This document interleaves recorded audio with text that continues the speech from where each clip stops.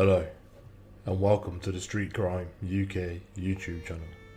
Please don't forget to like, comment, share, and subscribe. Today we look at the case of Carol and Scott Dawson, a mother and son who were jailed for the murder of Gary Dean. It was said in court that Carol and Scott Dawson had killed Gary Dean because he had took a route across their land to go running. His body was found in a ditch near his home in Barnsley in September of 2018. He had been shot in the back of the head with an air rifle and beaten with rocks. But what drove the mother and son to take the life of Mr. Dean? And why are they both now appealing the sentences that they were given?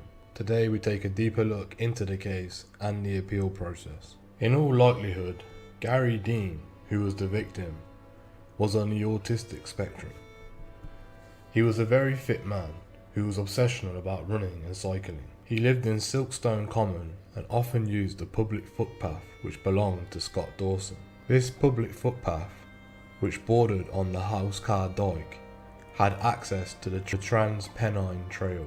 Scott Dawson had explained that he was using the land to develop a business, farming pigs, which were housed on a barn on the land. Gary Dean had an unusual and persistent habit of behaving in an antisocial manner, thereby causing significant annoyance. By way of example, he had a strong objection to horses being ridden on the local woodland paths, and during 2016 and 2017, he erected scarecrows to frighten the horses, and he stretched twine across some paths at a height designed to unseat the horsemen or women.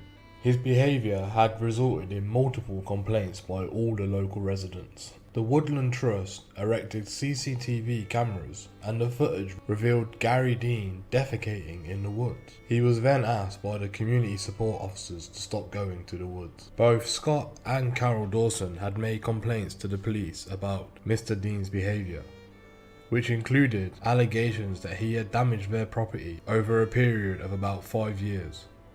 For instance, breaking windows and interfering with machinery.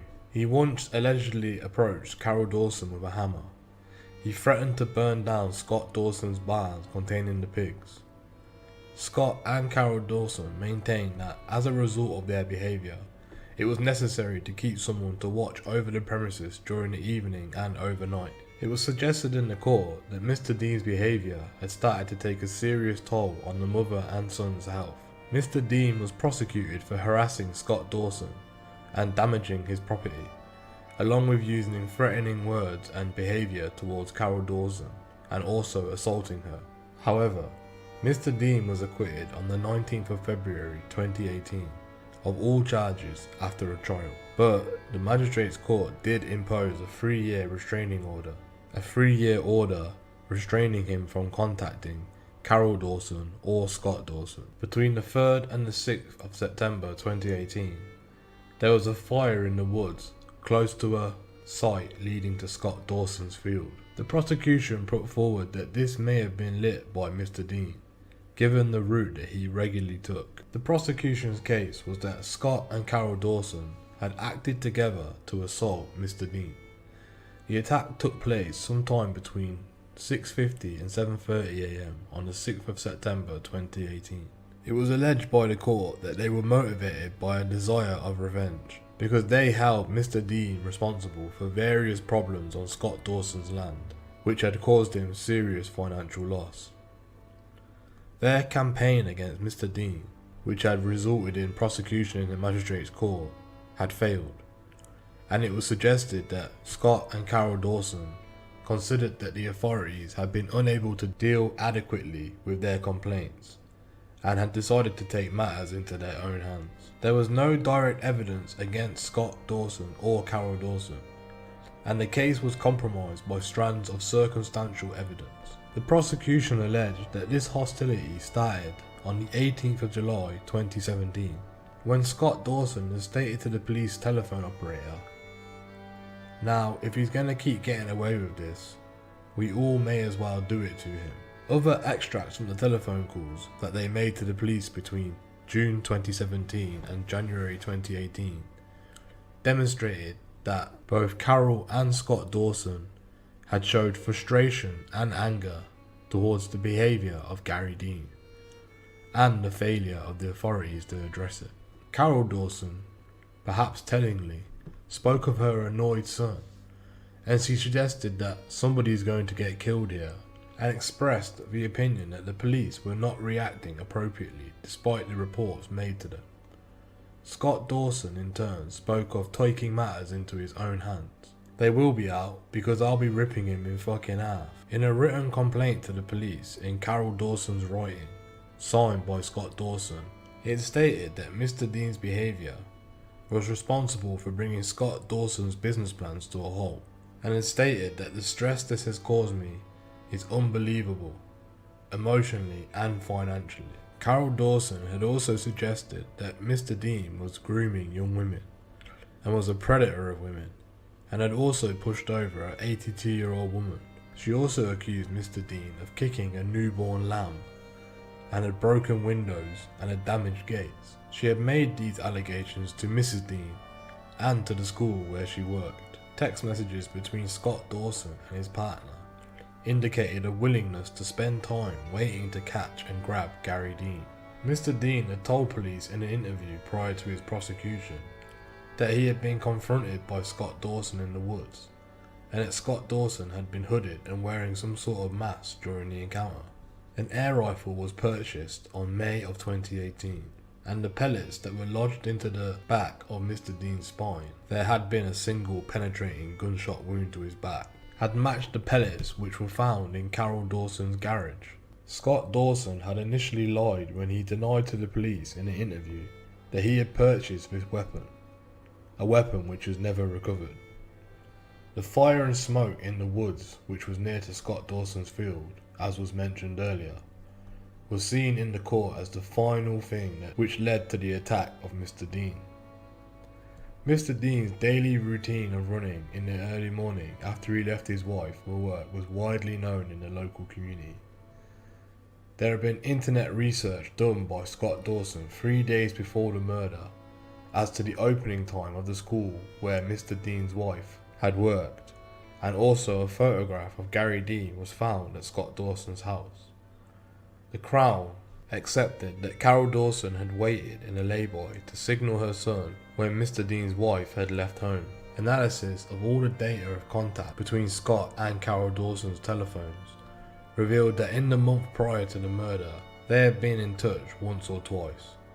But in contrast, on the 6th of September 2018, there were contacts or attempted contacts on 12 different occasions. Furthermore, Scott Dawson had purchased a new mobile and a SIM card on the 6th of September 2018, which then became a contact number used for communications between Scott and Carol Dawson. During the police interviews, Scott Dawson initially failed to mention this new telephone, but later said he had accidentally damaged his own telephone, which he had burnt in order to dispose of it. This was untrue. The old telephone that the police wanted was recovered from Carol Dawson's home address. At 5:30 p.m. on the 6th of September 2018, Simon Roberts found the body of Gary Dean in the house of Carr Dyke at Silkstone Common, near Barnsley. He had been brutally killed. The unchallenged evidence was that Mr. Dean had been near the dyke at the edge of the field owned by Scott Dawson when he had been injured and, whilst bleeding, had made his way scrambling and not fully upright, down and along into the dyke where he was further injured. He died as a direct consequence of multiple injuries inflicted during a sustained assault. These injuries included multiple severe force blows delivered by way of one or more blunt instruments, such as a bar or similar object. He also may well have been kicked or stamped on. There were multiple severe injuries to his head. His skull was fractured and there was damage and hemorrhaging to his brain. He may well have been rendered unconscious during the attack. He had multiple rib fractures, severe bruising to his arm, and there was a fracture to his leg. A balaclava, on which Carol Dawson's DNA was detected, was discovered in a caravan used by Scott and Carol Dawson. The balaclava was found in a police search on the 22nd of November 2018. It was the prosecution's case that after the murder, Scott and Carol Dawson took the steps to conceal incriminating evidence. An example of this is on the 7th of September 2018.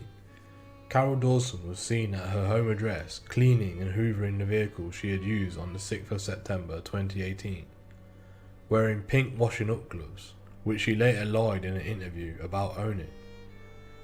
Conversations between Scott and Carol Dawson, between them both at Carol Dawson's address, which were covertly recorded after they had been released from custody on the 9th of September 2018, along with other various handwritten notes which were recovered, tended to be incriminating in nature, although they did not contain any indication of involvement in any murder. For both Scott and Carol Dawson, who did not give evidence in the court, their case was that they had not been involved in the killing, and it was suggested that it was only circumstantial evidence which had failed to prove their guilt. It was suggested that the circumstantial evidence failed to prove their guilt, and the key assumptions made by the prosecution were unsupported by the evidence. So what are the grounds that Scott Dawson plans to appeal on?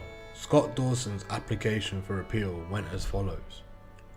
Scott Dawson does not seek in this application to dispute the jury's decision that he has been concerned in the killing of Gary Dean. His sole ground of appeal against conviction, advanced with the skill by Mr. Ryder QC, is that the judge should have left the partial defence of loss of control. By way of introduction to this issue, we note that during the trial, evidence was given of Scott Dawson's quick and volatile temper. There was a history of occasion relied on by the Crown when he became angry with his neighbours, using foul language and threatening violence. Several individuals suggested at the trial that they felt they had been or felt threatened by Scott Dawson, and that Mr. Dawson had directed foul language towards them, accompanied by threats of violence such as rip them to pieces, or he offered to fight them in the woods. On one occasion, he had pushed a neighbour in the chest, and he had shouted and sworn at a woman who had parked inappropriately. It is argued by Scott Dawson that Gary Dean had behaved which enticed Mr. Dawson over a significant period of time, and it suggested that the fatal attack appears to have been frenzied in nature. The judge has been criticised in this appeal for not carefully analysing the distinct elements of the statutory test for loss of control in his ruling. It is also suggested that he failed to consider the particular circumstances of Mr. Dawson, and that he misapplied what is described as the objective test. It is also suggested that the judge failed to assess the gravity of the overall effect of Gary Dean's behaviour, although it is accepted that the individual incidents were relatively trivial. They occurred with remorseless regularity, and it became very extreme by nature to their mental health.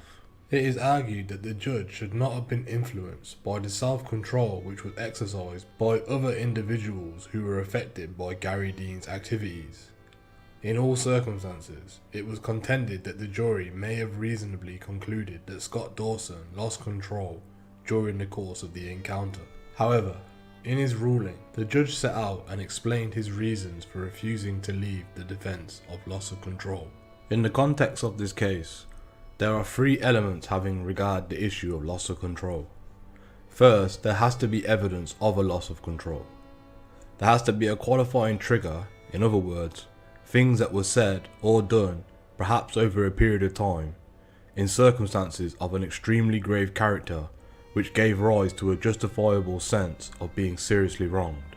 In the terms of there being a loss of control, it is clear to me that there is evidence that a person who executed the killing of Mr. Dean potentially was either out of control or acting with deliberate and considered violence. It was certainly one or the other out of the two. So to that extent, the limb of the defence is potentially made out. This is not the issue in this case.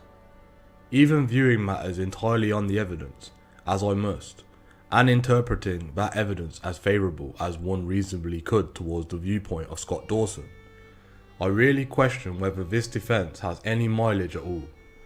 There is no doubt the evidence establishes that Mr. Dean was extremely irritating over a prolonged period of time. Certainly that is the conclusion the jury might be entitled to reach. This was all born from his seeming autism, which had not been in any way treated by the time with which we are concerned. Even if one accepts his conduct was acutely aggravating indeed, there is much evidence to reveal that he is acutely aggravating, not only to the Dawsons, but to a variety of people as well, many of whom have given evidence in the case as to his conduct and how they, as ordinary citizens, had reacted to him. Even if one accepts that someone like the Dawsons were entitled to take more than the usual steps that one might take when encountering an aggravating individual, again, one questions whether the circumstances were such and so grave a character to give rise to such a justifiable sense of being seriously wrong, for example, calling the police, being involved in court proceedings, and taking all the special measures that have asserted to being taken by the Dawsons in order to protect their property. For an individual with normal capacity of self-restraint and tolerance, unless the circumstances are extremely grave, normal irritation and even serious anger do not often cross the threshold for loss of control. In my judgment, the evidence in this case, viewing it as favourably as one can towards the position of Scott Dawson, he may well have been extremely irritated, but it does not cross, in my judgment, the threshold into the defence of loss of control. The circumstances giving rise to this must be extremely grave. In my judgment, even again looking at the matter as favourably as one can towards Scott Dawson, it does not come into that category at all, and the defendant's sense of being seriously wrong must be justifiable. In my judgment, that trigger is not in any way activated. There is, furthermore, evidence in the case that there was a potential here for the jury to conclude that this was all being pursued as a... In the result, I have come to the conclusion that, applying the law in this way that has been accurately set out in the written submissions of Mr. Ryder, this case does not in any way, shape or form come near to that which is required for the defence to be left to the jury. Accordingly, I have come to the conclusion that the defence of loss of control should not be left to the jury to decide, for the reasons which I have briefly, albeit perhaps imperfectly and somewhat infelicitously, indicated over the course of this judgment. As a result, the appeal judges have this to say about Scott Dawson's appeal. We stress the importance of a careful analysis by a judge of each of the three requirements for this partial defence, when deciding or not whether it should be left to a jury. The application of the provisions to the circumstances of the individual cases is not necessarily a straightforward exercise, and the evidence frequently requires detailed consideration. In the present case, we have no hesitation in concluding that there was insufficient evidence basis for leaving loss of control to the jury. This renewed application by Scott Dawson for leave of appeal is refused. Carol Dawson, who had also made an appeal, was represented by Mr. Kent QC. Miss Dawson had appealed on the grounds that a judge had allowed the jury to hear evidence of finding a balaclava in a caravan on the 22nd of November 2018, almost 3 months after the murder. There was no evidential foundation for the admission of evidence.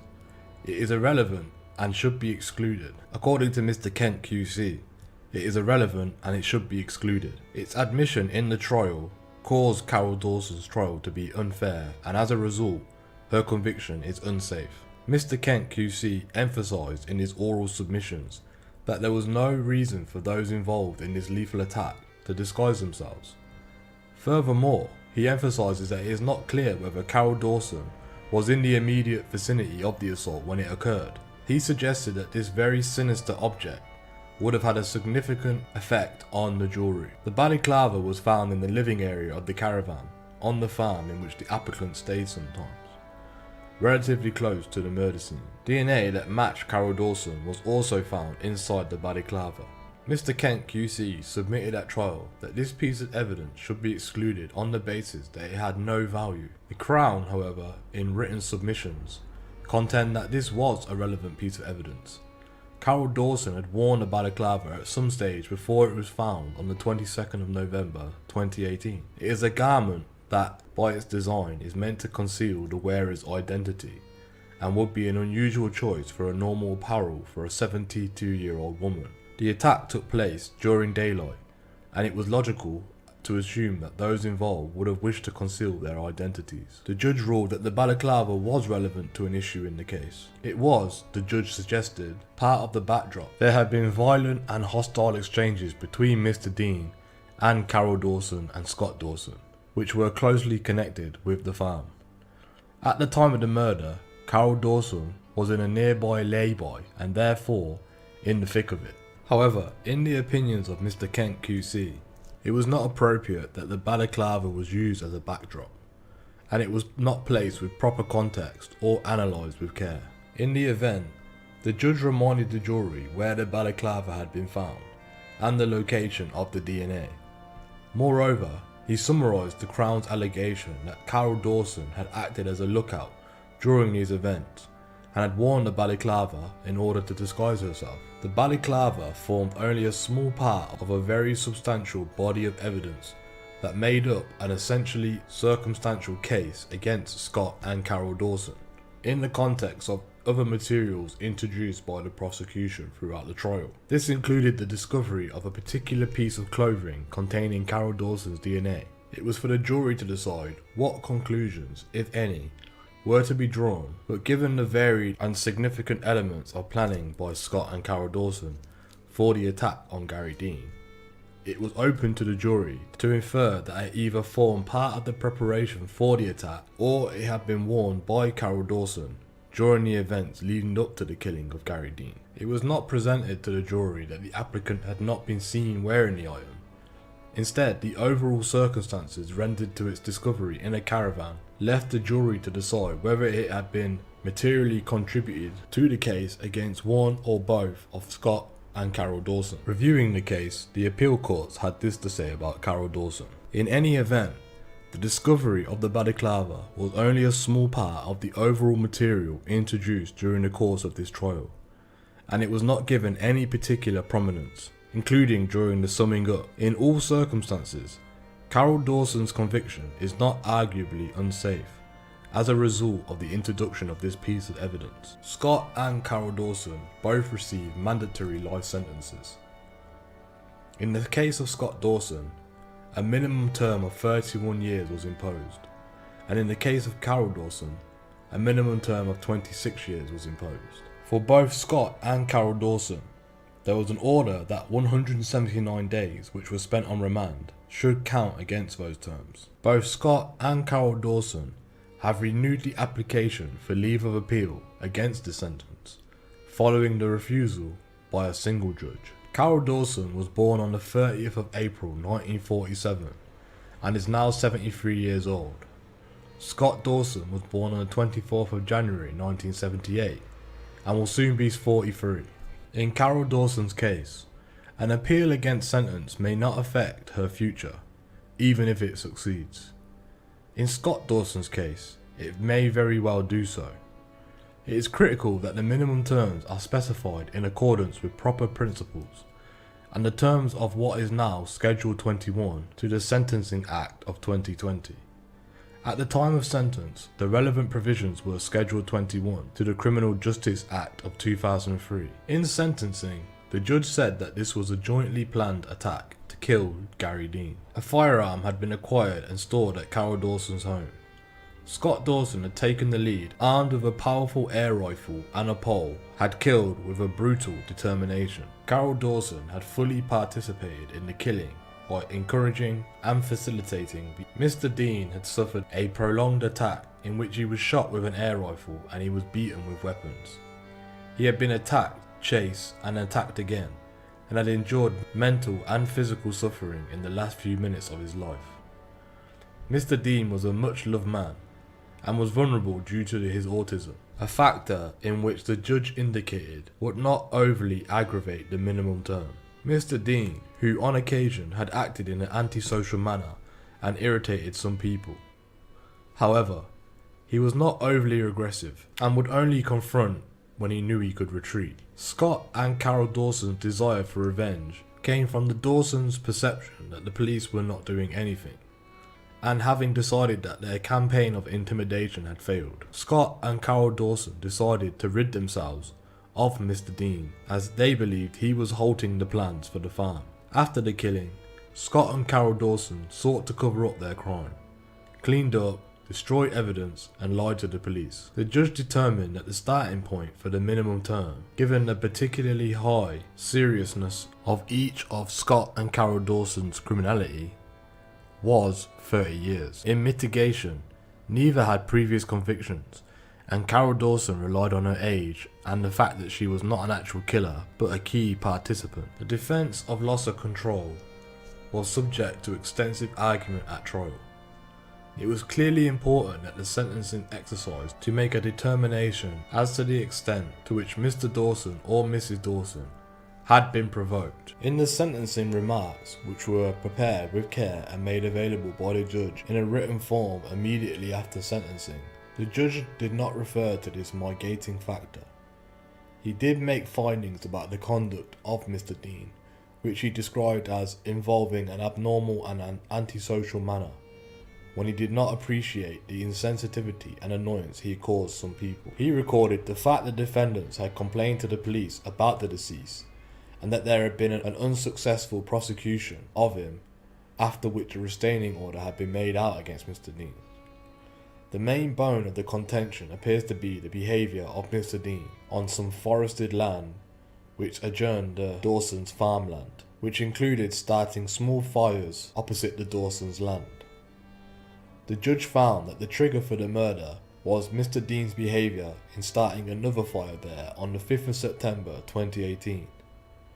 In summing up the issues for the jury, the judge had given more detail about the habitual behaviour of Mr. Dean, which he described as aggressive and unpleasant. It does not appear from the sentencing remarks that he rejected the evidence that he was therefore summarising. The judge found that the correct starting point in the Schedule 21 range was the 30-year starting point, provided by paragraph 3 of the offences for seriousness, which were particularly high. 9 examples are given of cases which would normally fall within this category. The only one which is engaged here is murder involving the use of a firearm. This murder involved the use of a .22 air rifle to wound the victim before he was killed with another weapon. It was a powerful air rifle, capable of using heavy pellets for pest control. It was, however, legally held without any license. It was not, perhaps, the kind of weapon Parliament had at the forefront of its mind when enacting paragraph 3 of Schedule 21. The use of a firearm is often a seriously aggravating feature of murder cases, because the murderer has been able to acquire a deadly weapon with ammunition, possession of which in itself carries a serious offence, and which is a marker for involvement in serious criminal behaviour beyond the murder in question. Those features are absent here.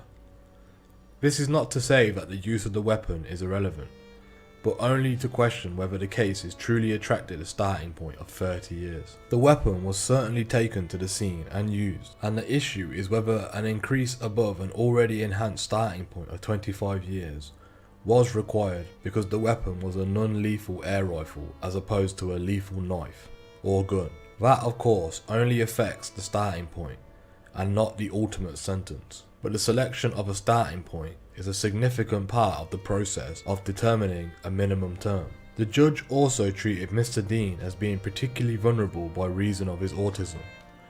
Undoubtedly, this was a relevant feature because it explained the antisocial behaviour to which Scott and Carol Dawson reacted to in such a calculated and wicked way. The evidence was that most people, once they knew why the deceased behaved as he did, found his conduct much easier to tolerate. Scott and Carol Dawson had wholly failed to react with this degree of humanity, and this aggravates their sentence. The Court of Appeal said, "It appears to us it is reasonably arguable that the selection of the 30-year starting point in this case gave undue prominence to the fact that an air rifle was used to inflict non-lethal force."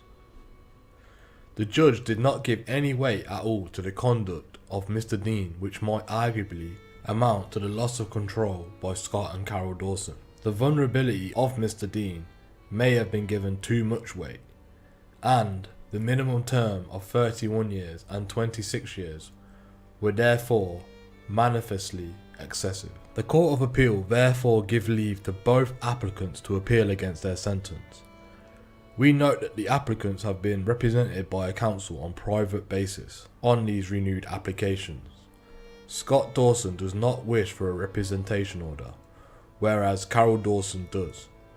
We grant her application for a representation order, limited to leading counsel acting alone. Given the potential importance of the issue relating to the use of a non-lethal firearm, thank you for joining us today.